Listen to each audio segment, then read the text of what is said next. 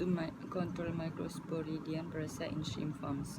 A type of microsporidian parasite is severely affecting aquaculture in Asia. This report by Dr. Stephen Newman addresses best practice in reducing the pathogen. Taken from the Global Aquaculture Advocate Global Aquaculture Alliance publication, Enterocytozoan hepatopini EHP, a microsporidian parasite that has been widely found in Asia and other parts of the world, is impacting aquaculture production by severely retarding the growth of culture shrimp. Although the most common pathology association with microsporidian is a whitish discoloration in muscle due to spores that can stunt growth and cause other types of problem, EHP is different. It only infects the tubules of the hepatopancreas in shrimp, which damage the ability of this critical organ to gain nutrition from feed. It is widely understood that EHP does not cause mortality but heavily limits growth. Formally classified as protozoan genomic taxonomy has determined that microsporidian are closely related to fungi. About 100 genera of microsporidian are known to infect crustaceans and fish. EHP is now endemic throughout China, Malaysia, Thailand, Indonesia, Vietnam, and likely present in India, possibly Mexico. It can likely be found anywhere that has imported live feeds from China and animals from areas where EHP is endemic. EHP is very difficult to eradicate. More than likely, we only be able to control its level. How is EHP detected? The pathogen can be detected using gene-based tools such as polymerase chain reaction, PCR, and mediated isothermal amplification testing of research from rootstock. This method can also be used with Pus larvae, like microscopy can be used as well, although it can be very difficult to visualize the very small spores. Although effective screening rootstock entails examination of individual animals, as closely practiced in some areas, there may be no animals totally free of pathogen. EHP treatment. Microsporidian infection are typically treated with a specific class of drug that is unlikely to be effective against EHP because of its target tissue specificity. Dealing with the problem entails a three-pronged strategy incorporating biosecurity in the hatchery, proper pond preparation, and proper pond management during the growth cycle. Total elimination of microsporidian may not be possible. The best approach is to lessen the loads coming into ponds and control the levels the ecosystem allows. The direct factor of EHP in ponds has not been identified. Biosecurity and hatchery, proper practice and producer of biosecurity in hatcheries can help control EHP. No live feed pond adult broodstock as well as those feed infected. The live feeds can be infected, spread EHP through feces. The use of live animals including polycytes, clams, warm water squid, and locally produced artemia in broodstock maturation facilities pose a significant biosecurity risk and should be discouraged. Live feeds such as krill do not pose a risk. If live feed are used, they should be frozen, pasteurized, or even irradiated. Disinfection. Maturation facilities and hatcheries should be dried out, completely washed, and then disinfected with a caustic solution, a sodium hydroxide. It has been suggested that all equipment, pipes, and tanks should be soaked in a 2.5% sodium hydroxide solution for at least 3 hours. After this, the remaining caustic solution should be washed away and all of the treated materials allowed to dry for an extended period. Rinse before use with acidified chlorine at 200 ppm and pH less than 4.5. Microsporidian spores are extremely resistant to most treatment, and complete elimination will prove challenging. The goal is to substantially lower the load. Clean eggs. Nopli. Proven strategy for washing and rinsing nopli with the appropriate mix of fresh water and chemicals, iodine and formaldehyde among others, that can weaken the passive attachment of spores to egg and nopli. Those lessening transmission must become routine. This is an effective tool against EHP, as well as for lowering the loads of the bacteria that cause early mortality syndrome that pass from rootstock to post larvae. Post preparation. High organic loads typically relate to spore loads.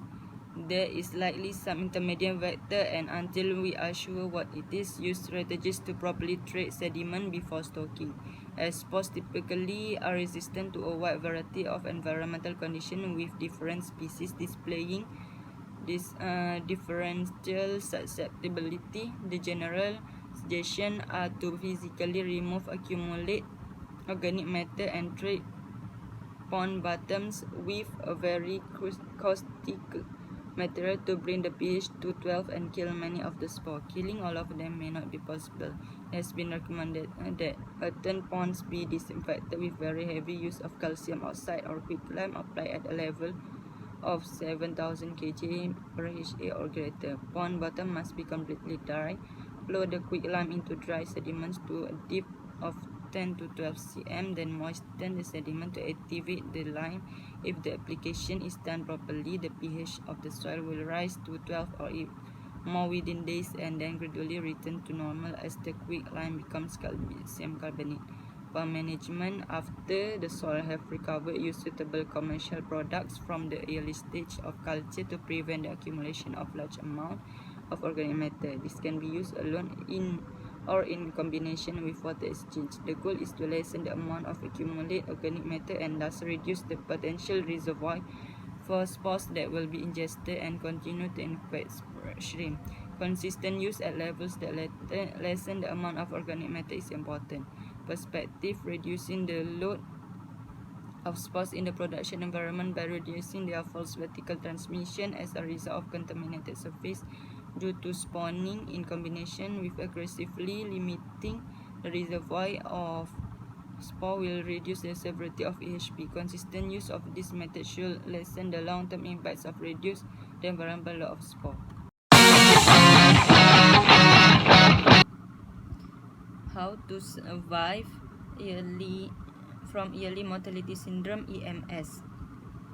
Early mortality syndrome (EMS), or technically known as deep hepatopancreatic necrosis disease, first occurred in Hainan, China in late 2009, followed by Vietnam in 2010. Malaysia was hit by EMS since 2011, which caused a decline of shrimp production as high as 60% over total production. The repeated crop failures have forced number of shrimp farming to quit or switch to other aquaculture species such as marine fish. EMS usually affect the shrimp within 20 to 30 days post-stocking. However, there were incidents where cultures fail within 5 to 7 days of culture DOC, days of culture, while some culture fail much later, 70 to 80 days of culture. Thus, EMS does not necessarily happen at the early stage of culture.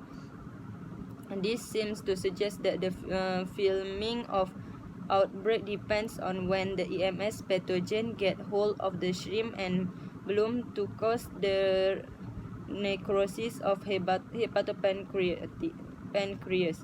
Our field observation have also come across incidents where the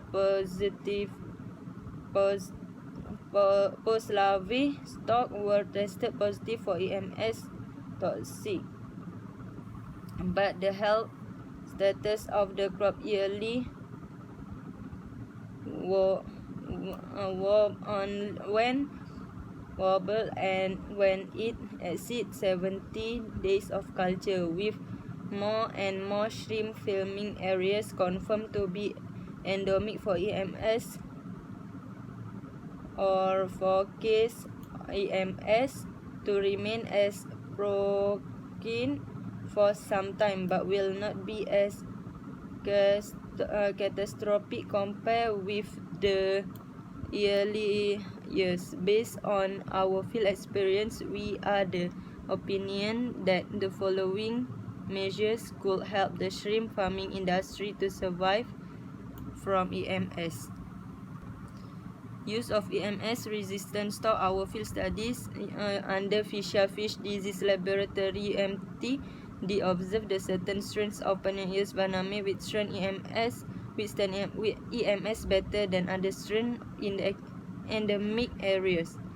Nevertheless, such specific pathogen-resistant SPR broodstock tend to spawn less eggs, thus lower production of SPRPL due to high demand for such SPRPL. Nowadays, more producers claim to be producing SPRPL, which however could not be authenticated on the buyers due to technical deficiency. Among the SPR stocks, we found that the resistance vary in farms from batch to batch, which could possibly mean that some stocks are actually at the level of specific pathogen tolerance. SPT. This could have happened. There was lack of resistant quantification during development of SPR strain. Create and maintain a healthy macrobiota in shrimp ponds.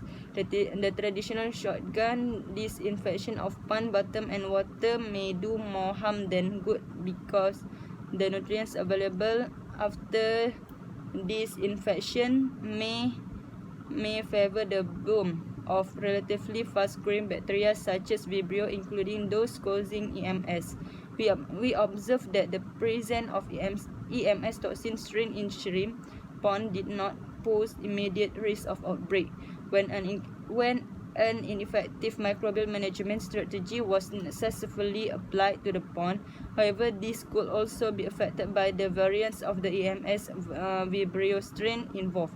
Pond microbial management could be achieved by biofloc technology (BFT), both full and semi, or by using commercial beneficial bacteria that are proven to be discouraging EMS Vibrio outbreak. Apply good aquaculture practice. MyGap, including appropriate biosecurity measures to check the entry of pathogen-carrying stock via pre-stocking screening. The entry of new strain of EMS Vibrio may lead to emergence of more virulent strains and complicate the disease in farm. Besides, periodic EMS surveillance in farm is also necessary to assess the effectiveness of microbial management strategies and the risk of outbreak. In short, there is no single measure to overcome EMS in shrimp farming. A concerted strategy, including but not limited to the above-mentioned measures, is necessary to survive from EMS. Our fish disease laboratory can support the shrimp farming industry with stock screening, farm surveillance, and risk assessment of EMS outbreak.